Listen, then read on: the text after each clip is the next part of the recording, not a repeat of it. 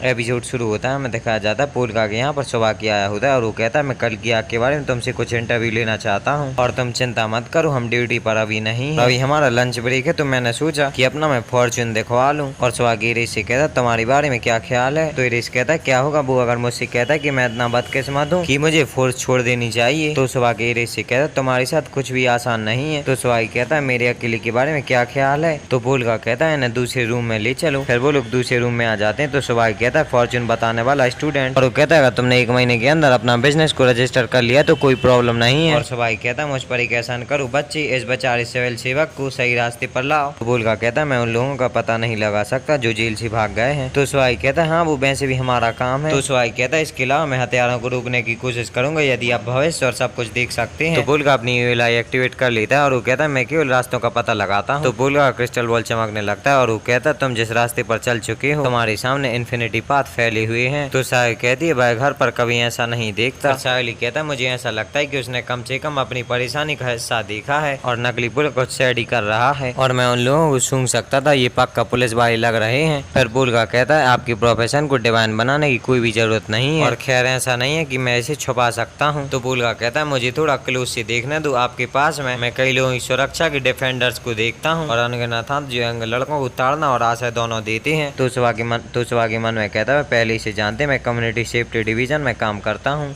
और मुझे लगता है कि उसकी हुड में एक एयरपीस छपा हुआ है। ताकि कोरिया दिखाया जाता है जो कि कंप्यूटर पर सुबह की सारी इन्फॉर्मेशन निकाले होता है और पोल का की आई बॉल की मदद से पोल का सारी इन्फॉर्मेशन देख रहा होता है।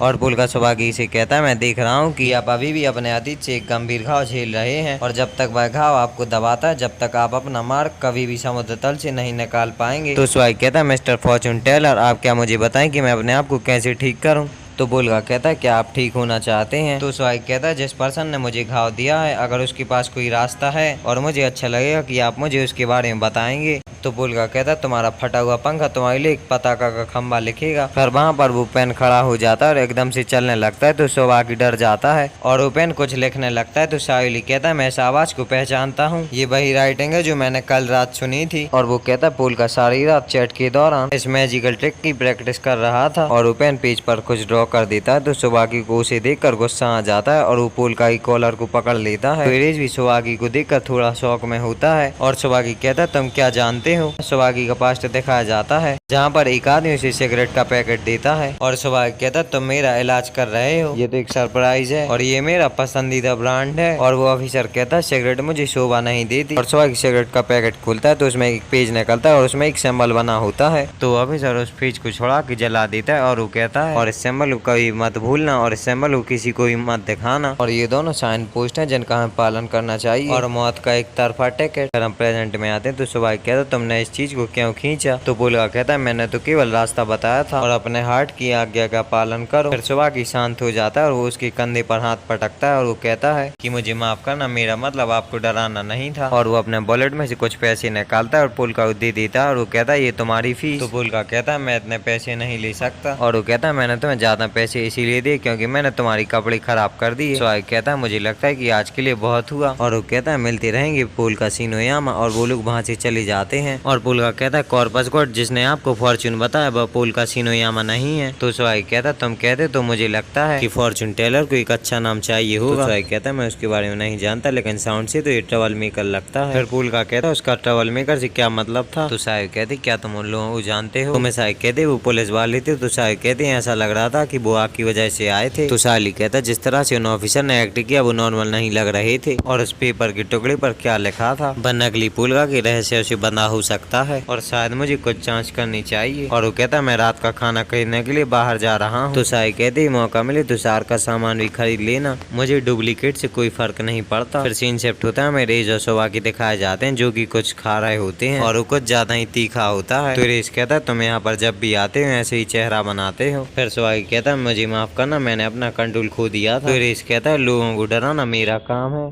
फिर सोहाई कहता है मैं अपने आप से बहस नहीं कर सकता। फिर इस कहता है उस कागज की टुकड़ी पर क्या लिखा था। और सोहाई कहता है माफ करना, लेकिन चलते समय मुझे अपने विचारों को शांत करने के लिए कुछ समय दो। और वो कहता है जब हम अपने अगली पड़ाव पर पहुंचेंगे तो मैं तुम्हें बताऊंगा। तो इरिस कहता है मुझे राहत मिली कि तुम नॉर्मल स्थिति में आ गए। तो सोहाई कहता है मुझे शांत रहना मुझे पसंद हो या नहीं, और मैं खड़ा हुआ क्योंकि मैं गर्म हो गया था। और सोहागी और इरिस वहाँ से बाहर निकल आते हैं, लेकिन ऊपर से साइली उन्हें देख रहा होता है। वो कहता है मैंने विलेज वैनगार्ड से खाना और शार्क मर्च दोनों खरीदा और मैंने अपना काम पूरी तरह से किया है। फिर सीन शिफ्ट होता है, एक आदमी दिखाया जाता है जो कि चोरी टाइप कर रहा होता है। और वो कहता है लेकिन बॉस ये फायर प्रूफ नहीं है और मुझे इसे बाहर निकालने के लिए कुछ चाहिए, कुछ ऐसा जो आप नहीं चाहते। लेकिन उसके एक के बाद एक सारे साथी जलते जाते हैं और वहाँ पर एक आदमी फायर सेफ्टी वाला छाता लिए आ रहा होता है और वो गाना गा रहा होता है और वो छाते वाला उस आदमी को मार देता है, लेकिन हमें वो दिखाया नहीं जाता। और वहाँ पर वही मैसेज लिखा आता है और हमें दिखाया जाता है वहाँ पर सब कुछ जल गया होता है और वो वहाँ से चला जाता है। लेकिन वहाँ से फैंटम सॉलिटेयर निकलता है और वो तो डांस वगैरह करके आ रहा होता है और उस लेटर को निकाल लेता है और वो कहता है क्या ये शीप स्किन का बना है या फिर ये पिग स्किन का बना है या फिर ये ह्यूमन स्किन का बना है, क्या ये बाघ है जिसे आपने मेंशन किया था फायर ब्रीथिंग बाघ, और उस पर एक सिंबल बना होता है। फिर सीन शिफ्ट होता है, ताकि कुरिया दिखाया जाता है जो कि कह रहा होता है डिटेक्टिव अचानक इस तरह से क्यों खो गया और उसी सता रहे भूतों ने आपको क्या बताया। तो पुल का कहता है उसे कोई भी नहीं डरा रहा था, हंटेड पीपल इतने आम नहीं होते हैं और मैं सलाह देने के लिए ताकि कुरिया द्वारा दी गई इन्फॉर्मेशन का यूज करता हूँ। तो ताकि कहता तुमने कुछ बेहतरीन तरीके से लिखा और यह उसे बंद करने के लिए हुआ। फिर हमें दिखाया जाता है सुबह की क्लास हीरा के बार में आया होता है और वो कहता है तुमने इसे क्यों छुपाया। तो क्लास हीरा कहते तुम्हें क्या लगता है कि मैं तुम्हारी कौन सी सीक्रेट रखी हूँ। तो सुबह कहता है मैंने तो उम्मीद छोड़ ही दी थी, लेकिन मुझे विश्वास करना ही था कि तुम जानते हो कि कौन भूतों को इतनी आसानी से छोड़ेगा। क्लास हीरा कहते तुम किसके बारे में बात कर रहे हो। तो सुबह कहता है कौन किसी के ट्रैक को लगातार 5 साल तक कवर कर सकता है और मुझे पता है कि तुम्हारे पुल का शिनोयामा से संबंध है। और हमें दिखाया जाता है साहिल सब कुछ देख रहा होता है, लेकिन फिर भी मुझे यकीन है कि भाग्य बताने के माध्यम से एक मैसेज प्राप्त करने की उम्मीद नहीं। तो सुवाई कहता है पुल का शिनोयामा ने क्या लिखा यह हमारे म्यूचुअल फ्रेंड के अलावा कोई नहीं जानता है और मेरे अलावा एक तुम ही ऐसी पर्सन हो जिन्हें इसके बारे में बताया जा सकता है। तो क्लासीरा कहते हैं माफ करना, लेकिन मुझे कुछ भी समझ में नहीं आ रहा है, ये कौन सा म्यूचुअल फ्रेंड है। हमें सारे दिखाई जाती है जो कि कह रही होती है मुझे इससे बाहर रहने के लिए कहा गया था और मैंने बस यही किया। तो पुल का कहता है मुझे तो ये भी पता नहीं उस पेपर में ऐसा क्या था और साफ साफ देखने के लिए वहाँ पर बहुत अंधेरा था। ताकि कुरिया कहता है तुम्हारा मतलब यह है कि जिसने उस डिटेक्टिव को लिखा था। फिर हमें सुबह की दिखाया जाता है जो कि कह रहा होता है इंस्पेक्टर पुलिस से दूर हो गया क्योंकि हम एक साथ जंगली हो गए थे और तुम्हारा कीमती सैन पाए। और भाई पुल का सुबह की दोनों एक साथ कहते हैं होशरोगी सैन। फिर हमें वैसाखी दिखाई जाती है जो कि कह रही होती है होशरोगी सैन उस डिटेक्टिव को जानता है। फिर वो पेन लगता है सिंजकू सरप्राइजली छोटी दुनिया है लेकिन इसकी गहराई समान माप में है। तो क्लासीरा कहती है अब एक नाम है जो मुझे वापस ले जाता है। तो सुहागी कहता है और हाँ मैंने ऐसे लंबे समय से नहीं कहा है। फिर क्लासीरा कहती तुम खुश दिख रहे हो लेकिन तुम साथ में गुस्से में भी हो। और सुहागी कहता है क्या तुम मुझ पर आरोप लगाती हो, मैं अकेला विदूषक का किरदार निभाते हुए फंस गया हूँ। अगर तुम्हें मुझ पर गुस्सा आता है तो यह पुल का शिनोयामा की वजह से है। तो क्लासीरा कहती क्या तुम्हें उसने परेशान करने के लिए कुछ किया है। तो सुहागी कहता है कम्युनिटी सेफ्टी डिवीजन का उद्देश्य बच्चों को चराना नहीं है, यह उनके पास्ट प्रेजेंट और फ्यूचर की सुरक्षा के लिए है और बहुत पहले से जब होशरोगी सैन प्रभारी थे ये नीतियां थी। तो क्लासीरा कहती कि आप सुझाव दे रहे हैं कि होशरोगी सैन ने पुल का एक बच्चे को भर्ती किया और सुबह कहता हम बच्चों को अपनी उलझी हुई समस्याओं में घसीटते नहीं जा सकते। तो क्लासीरा कहती है मुझे निश्चित रूप से किसी को भर्ती करने की याद नहीं है और जहाँ तक पुल का शिनोयामा की बात है मैं उसे एक एहसान के तौर पर एक बिल्डिंग किराए से देती हूँ और शिनोयामा ग्रुप में एक प्रमुख व्यक्ति के साथ जुड़ने का यह मेरा मौका है। क्या तुम्हें लगता है कि मैं इस तरह के रसीले फल को अपने पास से जाने दूंगी। सुहाग कहता है अच्छा ऐसा एक स्वार्थी एहसान एक ठोस मकसद बना देगा, लेकिन आपने उस होशरोगी सैन के बारे में कभी नहीं बताया। अगर वह वास्तविक कहानी हो तो क्या होगा अगर वे क्यूरियस होगा और कुछ जांच की और फिर वह बच्चा खतरे में होगा और वो चश्मे वाली लड़की भी। आखिरकार यह होशरोगी सैन को छुपाने के लिए मजबूर करने के लिए काफी बुरा था। तो क्लासीरा कहती तुम इतना निश्चित लग रहे हो कि होशरोगी अभी भी जिंदा है। तो सुहाग कहता है मुझे बहुत अधिक जानकारी मिली है जो केवल मेरे लिए मायने रखती है। और सुहागी कहता ठीक है अगर तुम चाहो तो गूंगा खेलो, लेकिन मैसेज आगे बढ़ाना, इस बार मैं पुलिस को क्लीन कर दूंगा और होशरोगी सैन के वापस आने के लिए जगह बना। और सुहागी वहाँ से चला जाता है। तो क्लासीरा से एक लड़की कहती वह किस बारे में था, लेकिन क्या होगा अगर पुलका को होशरोगी मिल गया। तो क्लासीरा कहती ओल्ड सैन भाई मेरे बारे में सोचने के लिए पैसे के लिए बहुत जुनूनी है। रमसाली दिखा जाता है जो कि कह रहा होता है होशरोगी क्लासीरा और मैं इस बार के कर्मचारियों की बेहतर से बेहतर जांच करूंगा। और वो कहता मैं लास्ट पीस तक को कुचल देता जो कि लॉर्डशिप के आसपास जाने की कोशिश करता। और हमें ताकमी कोरिया दिखाया जाता है जो कि कह रहा होता है एक पुलिस इंस्पेक्टर और एक पुलिस वाला जो पुलिस के भ्रष्टाचार और सामान की जांच करता है। तो पुल का कहता कहता है ओ मैं समझा, मेरी दुनिया में भी ऐसे ही पद थे। तो मिसाइल कहती है आप उन डिटेक्टिव के बॉस हुआ करते थे होशुरुगी सेन। तो पेन लिखता है कि हम अलग अलग डिवीजनों में थे। तो ताकुमी कहता है मुझे तो विश्वास ही नहीं हो रहा कि आपने कभी पुलिस की तरह काम किया है। फिर पुलका होशुरुगी से कहता है तुमने उस कागज पर क्या लिखा था। तो पेन लिखते हैं यदि आप क्यूरियस हैं तो इन्फॉर्मेशन के लिए मुझे पैसे देने होंगे। तो पुलका कहता है लेकिन मुझे पैसे चाहिए। तो पेन कहता है मेरी फीस 1 लाख है और मैं 1 येन कम भी नहीं लूंगा। तो ताकुमी कहता है क्या आप सुनिश्चित हैं कि आप एक इंस्पेक्टर हुआ करते थे। तो पेन लिखता है पैसे कमाने के बहुत तरीके हैं, तुम मेरे साथ अच्छे हाथों में हो। तो ताकुमी कहता है आप इतने ओवर कॉन्फिडेंट क्यों हैं, वैसे भी आपने जो कुछ भी लिखा है वह कारण है कि पुलिस वाले ने पुलका को पकड़ लिया। तो पेन कहता है माफी चाहता हूँ लेकिन मुझे आपको इसमें घसीटने से नफरत है, लेकिन इसमें मेरा एक पछतावा शामिल है। उस स्थिति में मुझे ऐसा लगता है कि मेरे पास कोई भी ऑप्शन नहीं है। तो ताकुमी कहता है पछतावे के बिना होशुरुगी बस आगे नहीं बढ़ेंगे, यदि वे अधिकारी ठीक से काम करें तो क्या तुम्हारा एक रिग्रेट कम होगा। और पेन लिखता है इन दिनों में से मुझे लीसा का सामना करना पड़ेगा। फिर सीन शिफ्ट होता है, एक गार्ड दिखाया जाता है जो कह रहा होता है इसे हासिल करना सरप्राइजली आसान है। और वो एक कैदी नंबर के पास जाता है और वो कैदी कहता है ये वो नहीं हो सकता जो तुम यहाँ कहने के लिए आए हो। फिर वो कहता है 10 सॉरी मेरा, या मुझे फैंटम सॉलिटेयर कहना चाहिए। और वो कहता है मैं फिर भी थोड़ी सरप्राइज की उम्मीद करता था, या कम से कम मेरे नंबर गैंग पर हंसता था। तो कैदी कहता है यदि आप चाहते हैं कि मैं हंसूं तो मुझे हंसने लायक कुछ दो। तो कैदी कहता है यदि मेरा आनंद मेरी हंसी से अधिक है तो मैं आपको अंतर वापस कर दूंगा। तो फैंटम सॉलिटेयर कहता है मैं आज ही यहाँ खरीदारी करने आया हूँ और हम आपके संरक्षण की सराहना करते हैं। तो उसे सिंबल वाला लेटर देता है और वो कहता है मैं कुछ खरीदना चाहूंगा इन्फॉर्मेशन, यदि आप कृपया इस प्रतीक के बारे में सब कुछ जानते हैं। तो कैदी कहता है मैं इसे बिल्कुल पहचानता हूँ, चलो कीमत की बात करते हैं,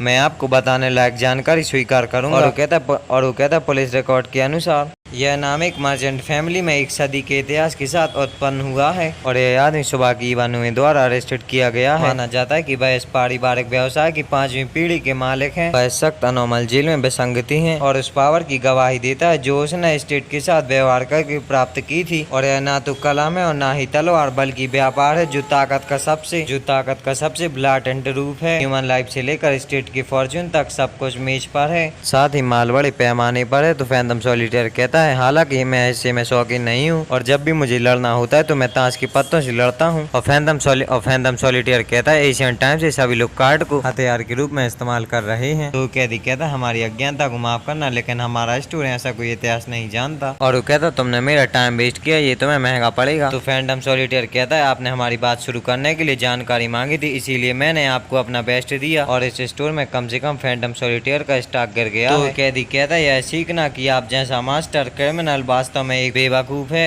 फिर वो कैदी फैंटम सॉलिटेयर को 3 पर्क देता है। तो फैंटम सॉलिटेयर कहता है कि मैं उन्हें खा लूंगा क्योंकि वे टेस्टी हैं, लेकिन आप मुझे भोजन से विचलित नहीं कर सकते। और वो कहता है वो मुझे इन्फॉर्मेशन दो जिसके लिए मैं यहाँ पर आया और दूसरे देशों की कार्ड के सिंबल्स का मीनिंग बताता है। और इस दुनिया में लगभग हर सिंबल चाहे कितना भी सरल क्यों ना हो, लेकिन दोनों पूरी तरह से असंबंधित हैं। आपको नॉर्मल मूल्य की जानकारी के साथ और खरीदारी करनी चाहिए। फैंटम सॉलिटेयर कहता है यह मेरे प्रदर्शन के लिए, तुम जो मांगोगे मैं चुका दूंगा। तो कैदी कहता है हम अपनी कीमतों को अपने ग्राहकों की परिस्थितियों के अनुसार समायोजित करते हैं। फिर सीन शिफ्ट होता है, ताकुमी और पुलका दिखाए जाते हैं जो कि रेडियो सुन रहे होते हैं। फिर वहाँ पर साय आ जाती है और वो कहते चिंता मत करो, रूम सेफ्टी ऑफिसर्स को भेद करने की जरूरत नहीं है। तो साय कहती वह क्या है। तो कहती है ऐसा लगता है कि अभी शिंजुकू में कुछ हुआ है कि आसमान विलंब से भरा है। फिर पुलका बाहर आके देखता है तो वहाँ पर एक एयरशिप पड़ रही होती है और उस पर एक सिंबल बना होता है और भाई उस एयरशिप को सब लोग देखकर शौक में होते हैं। तो पुलका कहता है मैंने सोचा कि मैं एक अलग दुनिया में रिकानेट हुआ हूं। ऐसा कि पुलका से कहती क्या तुम उस सिंबल को जानते हो, मेरी पूरी दुनिया से इसे गिरे हुए साम्राज्य का सिंबल मानते हैं। और शिंजुकू में एयरशिप पड़ रही होती है। इसी के साथ ये एपिसोड खत्म हो जाता है।